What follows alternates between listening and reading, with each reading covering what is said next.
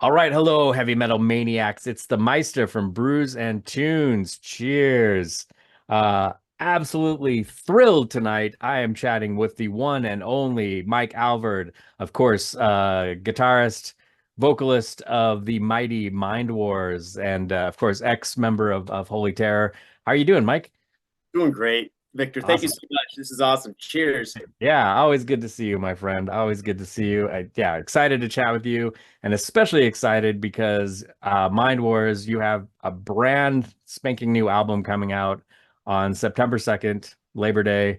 Fifth album, and appropriately called Five, or V, Roman number five.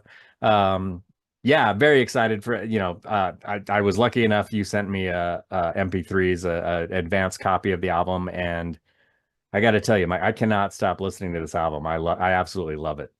It's phenomenal. Like you guys But really outdid yourselves. I really appreciate the kind words. We are extremely happy with it. Yeah.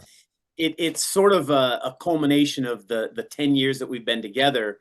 Um, and it kind of just transpired into this new, I guess, venture that we're on. It's a little bit different. It's still Mind Wars and it's still thrash. It's still speed, but it definitely has more progressive elements of it than I think any of our prior stuff does. And so, Yeah. yeah, thank you for the kind words. We're really happy with it. Yeah, I was gonna say, yeah, it is a more progressive album. I mean, yeah, like you said, it's definitely Mind Wars. It's definitely thrash metal. It's aggressive. It's everything I and love about Mind Wars. But yeah, there is a interesting progressive element to it. Yeah, which I really love, and yeah, it's a little more complex, I think, than previous work. Yeah, and there's a few reasons for it, I think. One, we started off as a three-piece, and Robbie and Danny, the original bass player, lived in Italy, and I'm here in Los Angeles. And it was amazing that we even got anything done over those first, dozen or so years, or I mean, a half a dozen years. But when Robbie relocated to Southern California in 2017, we realized that we want to play together all the time. We want to play live. We want to rehearse together. And so that's when we brought in Rick, who's our current bass player. And I think just because of his musical experiences and background, his favorite band's Rush. I see the Fly By Night over your shoulder there, and I see Yeah. Chris Steele over the other shoulder. Um, and I really think that sort of influenced. When you have three people in the same room working together on music, you're bound to have a different flavor than prior. It's still your roots come through, but it's a little more of a collaborative element. I think this album for sure. Yeah, definitely. Yeah, yeah, it feels like that. It feels like that. And yeah, because I guess in the past has it been more like with the first four albums, was it more kind of mostly your writing? Pretty much, yeah. I mean, I hear riffs all the time. I could just be driving down the street and all of a sudden a riff will be playing in my head and I'll pull out my phone, hands free, of course. I have to pull over the side, safety first, Right. and I'll hum it in just so I can remember it. And so that's kind of how I think the songs generally start. It's sort of the genesis from that. Hmm. Um, but with this album, not only was I able to come up with riffs and share them, we would be able to play them together and sort of pick them apart with a little more critical mindset than before. A couple songs, yeah, we had them almost complete prior to, I had them almost complete prior to introducing them to Robbie and Rick, but those still changed. The perfect example is the longest song on the album. It's Vultures of the Eighth Wonder. I think Oh it's a yeah, little great. over 9 minutes. We've had various iterations of that song. I started writing that song probably 2.5, 3 years ago, and it sounds nothing like that original version that I had. And it's a testament to Rick and Robbie of throwing in their influences and it's almost like you're cooking. They have their little spices and flavors that they're putting into that song. Nice. And yeah, so I think that's really an example of what's happened with this album. The other thing too, which is, you know, I'm a guitarist at heart. I've never been a vocalist. And I sometimes listen to some of our earlier albums and kind of cringe at my vocals. It's not that they're terrible, but I think I've grown a lot since the beginning of Mindwars to now. I'm starting to really try to understand where my range is and where I can excel at. And I'm also sort of learning how to write vocals as a vocalist as opposed to vocals as a guitarist. I think the first two albums for sure, I really just wrote as a guitar player. The third and fourth were a little more, and this one is definitely a vocalist. I had different melodies in mind when I was writing the lyrics, and then the way I sang it on this album. Oh, interesting. Yeah, that definitely comes through the more I think about that. Yeah, that's interesting. Yeah, that makes, because I was listening to your entire catalog this past week, and yeah, there is some definite change in your vocal approach for sure from that, from the beginning to now, what I mean, yeah, and that's also, what, 12 years. Just about, yeah. Yeah, and it's interesting because I take critique. I ask people what do they think? What can I do different? What can I do better? And so it's an evolution. I mean, it's kind of like an evolution in life. How do you try to become the best version of yourself? It's constantly learning from your mistakes and learning from others' input that help you along that journey. Yeah, nice. Oh, that's cool. I love that. And of course, as I mentioned, the album comes out September 2nd, but you guys have already released a single, the first track on the album, which is a brilliant song, Stand Guard at the Gates of Your Mind. So tell me a little bit about, because I'm always interested in a band's, like, when they release a track and kind of deciding on what to release. Is it a labor to decide that, or is it like, no, this has got to be the first track that we're going to release, or kind of what's the deciding factor for you? Yeah, that's an excellent question. If you ask 10 people a question, there's a chance you're going to get 10 different answers. Yeah. So you really have to focus in. When we were mixing this, what Rick said that Geddy Lee, I guess, wrote or is quoted as saying, the mixing room is where albums go to die, right? Because when you're recording it, it's sort of a very creative type process. And then you can just tear a song apart during the mixing and the mastering. Yeah. Because everybody hears things a little bit differently and a little bit, a little more of this, a little less that, maybe it's too much mid-range, maybe not enough. But in terms of what song to release, we felt as a group that Stand Guard was sort of the full version of the album. It's got the opening mid-tempo with a little bit of chaos. It has the fast mid-section and solo. It has sort of that typical metal chant, stand God at the gates of, it kind of has a little of everything of the entire album. And so when we decided to put that as the opening track of the album, we said, okay, then that has to be the first video of that album. But I asked my buddy Chris, who actually mixed our third record, Do Unto Others, and he says he loves this album, by the way.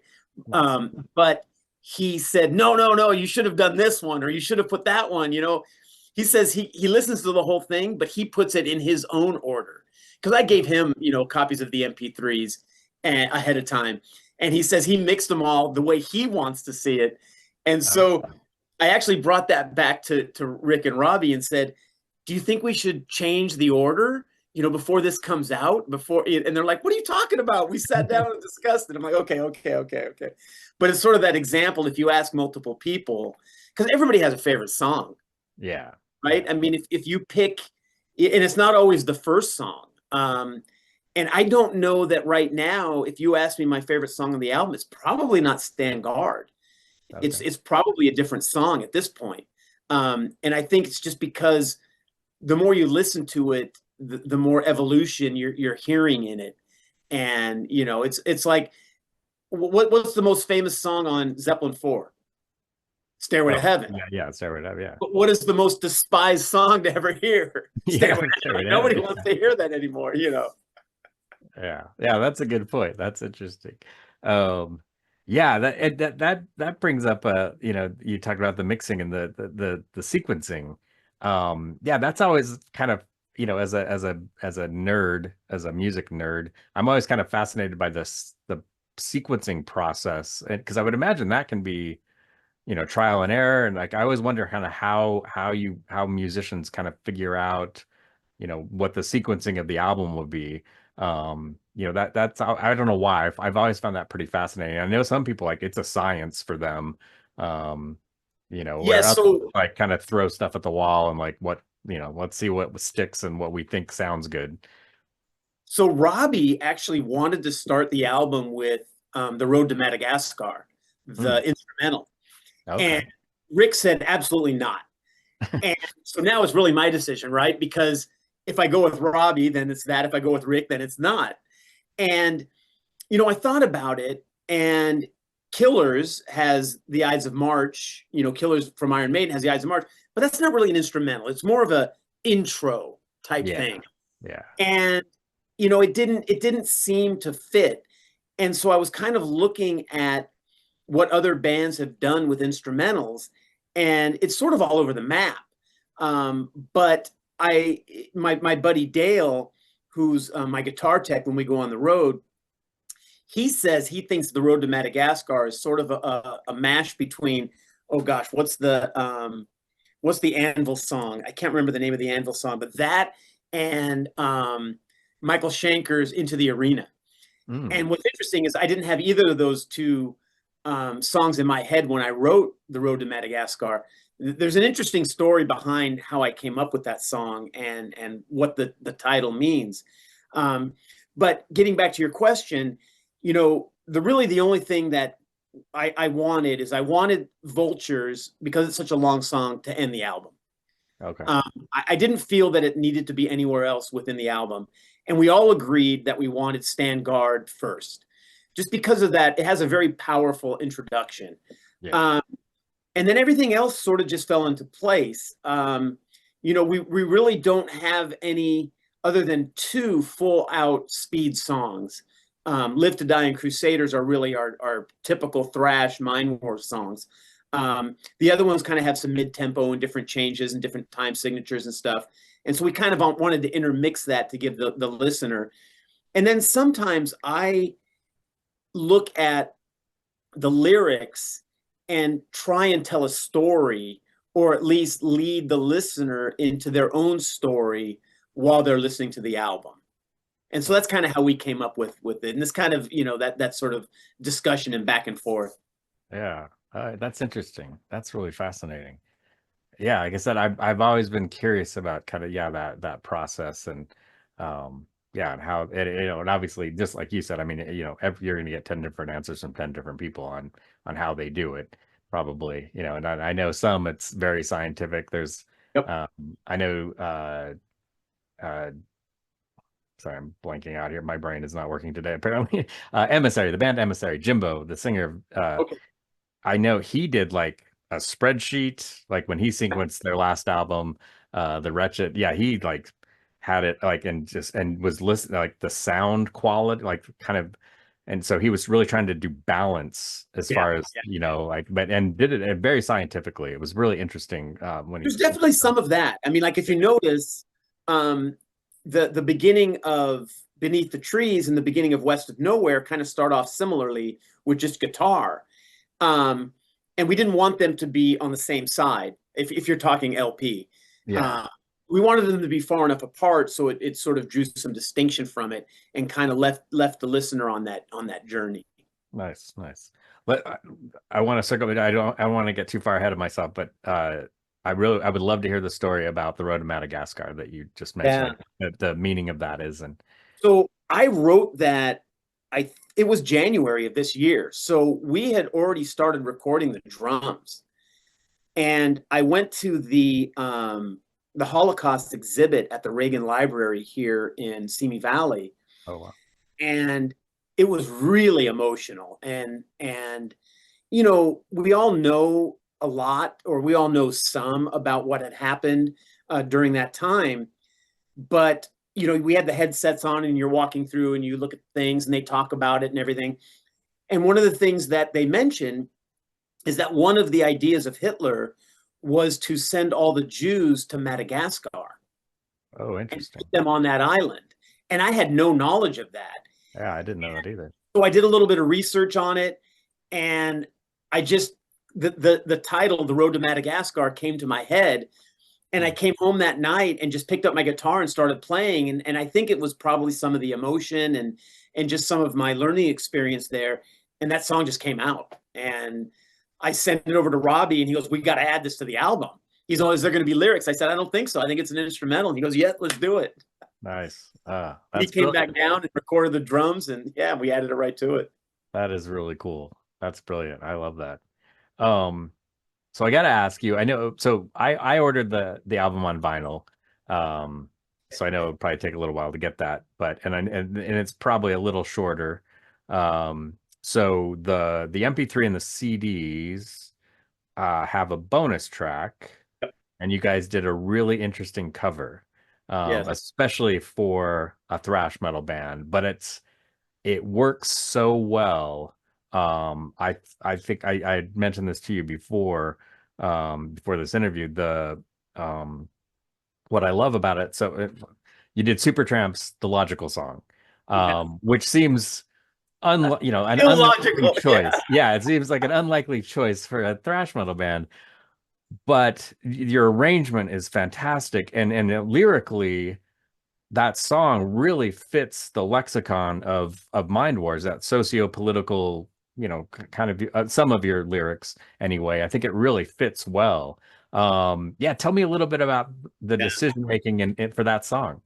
So we knew we wanted to do a cover. We didn't know what. And so one night we were in rehearsal, and Rick threw out "Fortunate Son" by Creedence. And I thought, that would be great. It's an anti-war. It kind of fits in, like you were saying, with our lyrical content. And so we all learned it, and we played it, and we recorded it live in our studio. And we're like, oh no, this just sounds like a punk band. It sounds like we played their song faster. There was no, and I tried to arrange some stuff over the next few days, just couldn't come up with anything. And so we started throwing out, texting each other, all these different songs. And one night, Robbie just sends me "The Logical Song." He's like, "How about this one?" And I initially thought, no, I can't do that. I mean, that's, it's like a classic rock sort of popish type song. There's no way. And he said, "Give it a try." And so I put the guitars down. I sent it to him. He's got an electronic kit at his home, so he kind of put some drums, and it sounded kind of interesting. And we put it some more together. We sent it over to Rick. Rick's like, "Yeah, let's give this a shot." And so we played it, and we're like, okay, yeah, this is it. This is the song. The lyrics fit perfectly. And so we did a draft, a demo of it, and my vocals were different. I was trying to sing it more like, what's the guy's name? Roger, is it Roger Hodgson? Whoever Yeah, Hedgeson, I think. Yeah. And it just didn't sound right. And Robbie goes, "No, you got to sing it like you. You got to have more aggression. You got to have a deeper, a more baritone style." And so I redid it, and that's what it was. Yeah, we're really happy with that song. Yeah, it turned out really well. And I think, yeah, like I said, it just fits so well.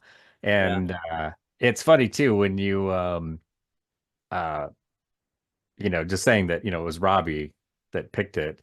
And as soon as I heard it, or as soon as I even saw it on the track list, I'm like, I know Robbie picked that. Yeah, he throws some stuff out of left field. Yeah. And a lot of times I'm like, okay, whatever.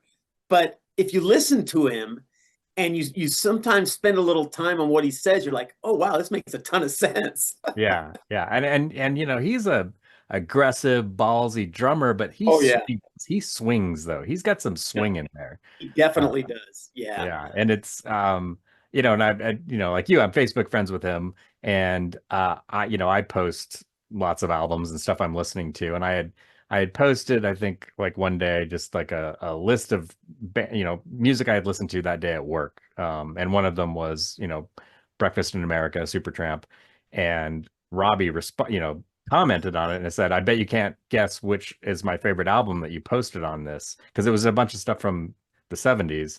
And so Right. and I think I had like Free on there, and I don't, it was all, like some hard rock bands. And so I'm like, how about this one? He's like, nope, nope. And they're like, Supertramp? He's like, yep. He goes, that's one of my Yeah. all-time favorite bands. I'm like, really? Yeah. Which I think is cool, but it kind of threw me. I did not Out expect of left field. Yeah. Well, and I've known him all these years, and I didn't even know until he threw that out there.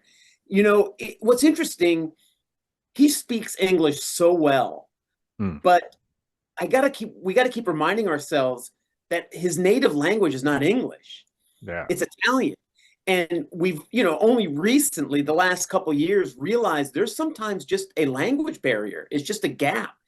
We might say something like sometimes Rick and I will joke in rehearsal and Robbie won't get it because it's more of a slang or more of something that he hasn't heard yet. And, so we got to keep reminding ourselves that, hey, yeah, he grew up in a completely different time, a completely different place, a completely different culture. Yeah. His musical background and the three of us have very similar. It's kind of, I equate it to Holy Terror because, I was the youngest at the time, and Keith and Floyd were the oldest, and there were about 10 years that separated us. But we had a lot of overlapping interests because I have a sister who's 10 years older than me. Oh, okay. So a lot of the stuff that they were into, I was into because of my sister. And so maybe Robbie's not really into that because I think he's 1 year younger than me, but he didn't have an older sister. So he has a different sort of palette in his musical world. And Rick is a couple years older than me, so his is a little bit different, but we all have similar likes. It's sort of, we all have different types of stuff. Like Rick plays in a Pat Benatar a tribute band. Oh, wow. I did not know Yeah. that. Right? I mean, yeah, it's like, okay, this guy's playing thrash music, but he's doing this. Nice. He's a very talented bass player. I don't know how he remembers all this shit because I could never do it. But I think it just sort of works because where we overlap is so central and core to the band, but where we don't, it's sort of, what's that? Is it the Venn diagram where you have the circles, Yeah. Yeah. It's kind of like that. And where it overlaps, it just connects. Yeah, that's perfect. Yeah, and you guys bring so much, together and make this magical thing that is Mindwars. That's cool. That's really cool. So I've got to ask you to switch gears a little bit. I know you guys not just, but you were recently touring in Japan, which must have been incredible. And that was the first time you've been there, right? Yeah, yeah. It's been a journey for Mindwars, and we have, I don't know if you call it a fan base. It is a fan base, but it's not that big. And we just haven't had too many breaks. And we were very fortunate for Punishment 18 to put out our first two records, and then Dissonance Productions put out our second two. But when right before COVID, we were asked to play the True Thrash Fest in Japan, and by Mikitoshi, and the guy's amazing. He's all in. He owns Stack Records in Japan, and we couldn't go. Violence was supposed to go, and Atrophy was supposed to go, but it was right at the beginning of the pandemic, and everything the wheels just kind of fell off. But as we came out of it, he came back to us and said, hey, when we have the one after the pandemic, we want you guys to come. And so that was we felt was a nice break for us. And it was very honorable for him to honor that. And, he could have just said, hey, no, we moved on. We're getting other bands now. And so we had 3 shows in Japan, and we went there last fall, September this time. And it was amazing. It was the people were incredible. The fans were incredible. They were, not only did they know the Holy Terror stuff, and they brought a ton of Holy Terror merchandise for me to sign, but they were singing along to our Mindwars songs, which was great. I mean, they were singing along to Marching Off to War. Cool. And yeah, it was really, really cool. And just the general vibe of the people in Japan, just very caring, very respectful. um, you know, one of the things that I noticed is you don't see trash anywhere on the streets. But Right. what's even more remarkable than having clean streets is having clean streets without any trash cans, right? So if you go into a store and buy a cup of coffee and you're done drinking it, you bring it back to your hotel Huh. if you're a tourist to throw it out. If you live there, you just bring it back to your home. Wow. And you know, as I was talking to some of the people there, you know, it's an island. So I think I don't know if it's something like 75% of their refuse they incinerate because you can't bury it. You're going to run out Yeah. of room. Yeah. Yeah. They have no And space. so I think just the respect of trash is at a little more of a recognizable level, right? As opposed to here in the United States, we got so much land we don't know what to do with. Yeah. But it was, yeah, it was really, it was a fascinating time, and I honestly believe that that was our one fairly big break that we got, and it led to what's happening when we're leaving next week for Europe. Is I got a message from Germany to play Storm Crusher. It was Nice. like a month after we returned, and I got to believe it was from that that playing and touring Japan helped that. Very cool. Yeah. Hopefully that momentum continues because Yeah, yeah, you guys deserve a lot more. You need to, yeah, I think you're an incredible band. And, yeah, I mean, your entire catalog of music is phenomenal, but yeah, this new album 5 is just, like I said, thank I mean, you. since you sent me the download, I have not stopped listening to it. I listen to it almost daily. I think it's just such a fantastic album, and I love it because I love thrash. I've always loved thrash. Um, since I discovered it as a teenager in 1980, whatever it was. And but I love progressive music too, like progressive rock and progressive metal. And so I love the fact that you've stretched a little bit more, and it's just so perfect. It's such a perfect album. And I'm gushing, I'm buttering you up, but I honestly, uh, you know, when I interviewed you before, it was not too long after the fourth turning had come out. And at that time, I think you didn't plan on really doing another album, um, which I was like, no, you've got to do it. Right. And the fourth turning is just a fantastic album. And then when you messaged me recently and said, hey, we've got a new album coming out, I'm like, ooh, I don't know if you guys can top the fourth turning, but you totally did. So Yeah, thank you. Yeah, it's interesting you say that because um, there were two reasons I think I was feeling like the fourth turning was the end. And if you look at the album cover, uh, in the lights, it says the lights on the building say the end. right. And that was sort of my way of saying, yeah, but this is probably it. And there was two reasons. One, you know, it came out during the pandemic. We weren't really getting a lot of traction with a lot of things. I mean, we had our fans, but it was nothing. You know, we weren't getting any festival shows. We weren't getting any big shows. With just small stuff around. I mean, yeah, we did open for Raven at the Whiskey, but are these one-off type things? And that was one reason.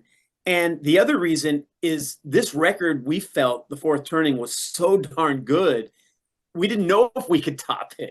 And so those are two reasons why I think we weren't sure. And then you know, the riffs just started coming again. And during the time from 2020 to maybe mid 2023, I was just writing incessantly, and we were rehearsing. And then when we got the ask to play True Thrash Fest in Japan, we were practicing 1 to 2 nights a week from, like, I think it was March or April of 2023 all the way up until the time. So we really were starting to learn each other more.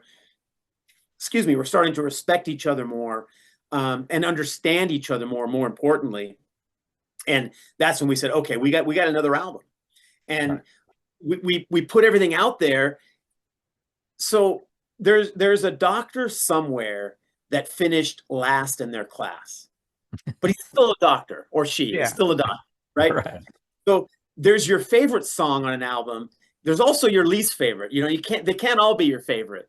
Right. And but we didn't cut anything. We thought we were going to cut a song, and there was one that I was pushing to cut from the album. I don't want to tell you which one. I was just about to ask. Yeah, no. And Robbie and Rick saying, no, we can't cut that one. And they were saying, well, maybe if we cut one, let's cut this other one. I'm like, no, I don't think we can cut that one. So Yeah. we said, you know what? It may not be all A plus, but it's all darn pretty good. So let's just put it all out there. It's fantastic. It's an Thank incredible album. I also have to ask you about, because and you know, full disclosure, you already told me about this, but I got to bring this up because I think it's brilliant. The West of Nowhere, which is a great song, but also just the title. You know, it's a little tongue in cheek. And so, yeah, if you wouldn't mind telling that story, because I think it's great.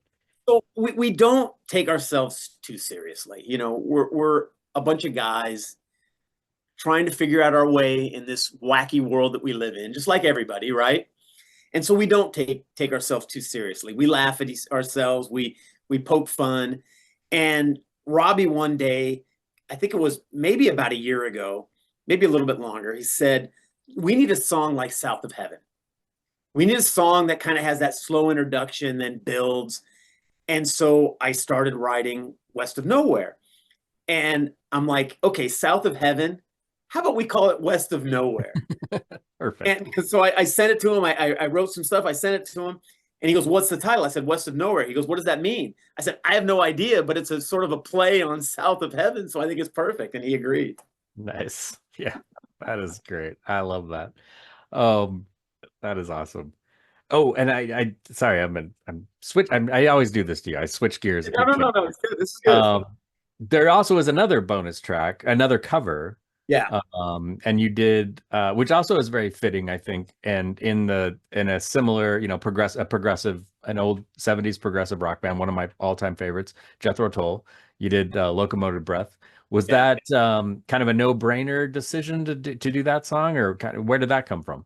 So Rick and Robbie weren't too keen on it. Robbie didn't even know it. Robbie wasn't really a Jethro Tull fan. Of course, he knows Aqualung, but he wasn't really familiar with it. And so he and I rehearsed it first, and it didn't really have the Mindwars flavor at first. And then we introduced it to Rick, and we played it together. And then Rick was making some suggestions, Robbie was, and then Robbie was starting to put the double bass, and it started sounding really heavy. The reason I wanted to do it is because, as I was mentioning earlier in this interview, that I'm starting to learn how I can sing and sort of my limits. And I feel that I can kind of sing in that range of Ian Anderson. Okay. Yeah. So that's why I really wanted to do that. And there's two things about both the cover songs. Those leads got to be second, if not third versions of my solos, because Robbie kept saying, no, you got to do it differently. He kept telling me, no, do it differently, do it differently. And then finally, when I hit those two, he's like, okay, that's it. And, you know, he's sort of like the producer, you know, he's telling like, okay. And I was getting frustrated. I'm like, I don't know what else I can play. But going back to Locomotive Breath, when we were done with the album, you know, we said, okay, we can't put 12 songs on. We don't want two covers. And Rick was really pushing to put Locomotive Breath and leaving the Logical Song as a bonus track outside of the album. And Robbie really wanted the Logical Song. And, you know, again, I was the tiebreaker, and I said, yeah, I want to go Logical Song too. I just think it fits better, and I think it's more unique and more original. Yeah. There was somebody, I can't remember if it was someone doing a review or just someone that was listening to it, said by the time they were halfway through, they didn't even know what song it was. And then they're like, oh, wow, this is Supertramp. Yeah. With Locomotive Breath, you really, as soon as it starts, you know what it is. Yeah, that one, because it's got that riff and but the Logical Song, if I hadn't looked at what it was, but then, you know, I saw that it was on there, and I'm like, oh, cool, they did a Supertramp song. And then I was listening to it and not looking at the playlist, and then the song started, and same thing. I didn't realize what I was listening to yet until the lyrics started. I'm like, oh, this is the Supertramp. Oh, this is brilliant. Like, they've done something completely different here. I like this. This is cool. And I love the Locomotive Breath cover too. That's a great cover. But yeah, I think the Logical Song, um that was great. And it was cool too today, just by chance. I shit you not. As I would, I work at a beer store on Sundays. It's Sunday when we're doing this interview. I was driving home and it's a mile. It's not very long drive. I was flipping channels on the radio and the Logical Song came on There you right go. before I got home. Like, oh, this is great because I'm going to be interviewing Mike. We can talk about this. Cool. So yeah, I love that song. It's a great song. But I think yeah, your take on it is really cool. It's really cool. That's amazing. Yeah, so sorry again, I'm switching gears constantly here. So we started talking about you got this European tour. So yeah, let's talk about how many shows are you doing? Where you're in Germany mostly, right? Yeah, mostly in Germany. There's 6 shows. So when we got contacted about Storm Crusher, we immediately said yes. And then we talked and we said, can we turn this into some sort of mini tour? And, we talked about our time availability and stuff like that. And so we figured we had about 2 weeks. And so I went back out to the promoter of Storm Crusher and I said, do you know anybody else that can help us find some gigs? And he referred to me to this guy who works for Daredevil Records. And we made contact and I said, we can do anywhere from 5 to 6 additional shows. And he got us 5. So we land in Frankfurt on the 5th of September. On the 6th, we drive to Diest, Belgium. And we have an opening band for us that we're using their backline. So gracious of them. Cobra Side, who I wasn't familiar with, but I've listened to some of their stuff and it sounds like it's going to be a great tour. Nice. So we're playing with them every night. And then the second night in Belgium, in Ghent, it's sort of a mini festival that we're going to be opening for Cyclone, who we played with in Germany. Oh, cool. So Guido and the guys in Cyclone, super nice, super cool guys. I'm really looking forward to seeing him and Kevin and the other guys. So I think there's 6 bands that night. Then we have a day off, and then we have 2 shows back in Germany. And then we got a really cool show at the Rock House Bar in Salzburg, Austria, which none of us have ever been to. Oh, nice. So we're playing there, and then we drive right over and finish up on Friday the 13th at Storm Crusher. Nice. Very cool. And it was the promoter Jochen from or I don't know if it's Jochen or Jochen, it's Jochan from Germany. He says, can you send me any music from you guys? Because he wasn't really familiar with us. And at the time, all I had was a CD of The Fourth Turning. So I sent him 3 copies of The Fourth Turning. And as soon as he got it, he immediately wrote me back. He goes, how come more in Europe do not know about you? Yeah. Because this is, he loves it. He said it was been in there at his office. They've been playing it every day since I sent it to him. Nice. And I said, I don't know. I said, hopefully this tour will help out. Yeah. Hopefully you're taking a bunch of merch with you. We are. Very good. We'll have some copies of The Fourth Turning. We'll have a bunch of copies of 5. We'll have some T-shirts, some patches, stickers, things like that. Yeah. So very cool. Yeah, good timing, I guess, with the album release. With 5 being released, and yeah, that's great. I would be remiss if I did not mention. So we talked earlier, or you mentioned this earlier, like early in the interview, that the album 5 is kind of a culmination of everything that Mindwars has been, and that includes the album cover too, which like amazing, beautiful artwork. So yeah, will you talk a little bit about the artwork? I don't want to. I want you to talk about it. Yeah, I love it. I don't know how I found Mario Lopez. It could have been Robbie that found him. And he's the one who did our first 2 album covers. Okay. And it was more of my concept. I just told him what I was looking for, and he came out with it, and I loved it. And we sort of stuck with the same concept on the 3rd record, but we were signed now to Dissonance, and they had their own art department. And so I worked with their staff with my vision, and they came out with that. And I like it. I think it looks really good. Oh yeah. And as you've noticed, we had 2 different logos on the first 2 albums than the 3rd album. Yeah. The 3rd album logo was horrible. But we're not the only band that's changed logos. Black Sabbath, changed their first few albums. albums. Judas Priest, they changed. So hey, I'm Rush, yeah. I'm not comparing us to any of them, but hey, you never know. And so on the fourth turning, because it was during COVID, and just things were crazy, we just happened upon this guy who had these art covers for sale, and he modified it a little bit to my liking, putting in the end in the thing, and it fit, I think, and it was sort of symbolic because if you look at the cover of it, it looks like the end of the world. Right. Yeah. So it sort of fit. But coming back to this album, you know, Robbie and Rick were throwing out ideas, and I just felt, you know, I want something simple, but I want something that'll grab you. And so I reached out to Mario and I said, hey, you know, would you be willing to do this next album? And he said, absolutely. And so we worked out an arrangement. I said to him, what I want is I want the letter V, you know, representing 5 because it's our 5th album. It's sort of a combination of all of our albums before and then our next step into the future. And I wanted elements of each album.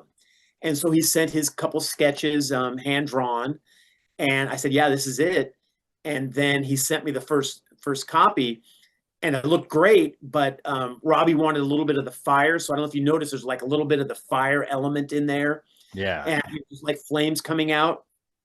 And yeah, it's remarkable. He's an incredible artist. And I think he really put together all 4 albums into 5, which is perfect. Yeah, I think it's a beautiful cover. And yeah, I think it really captures the essence of the band.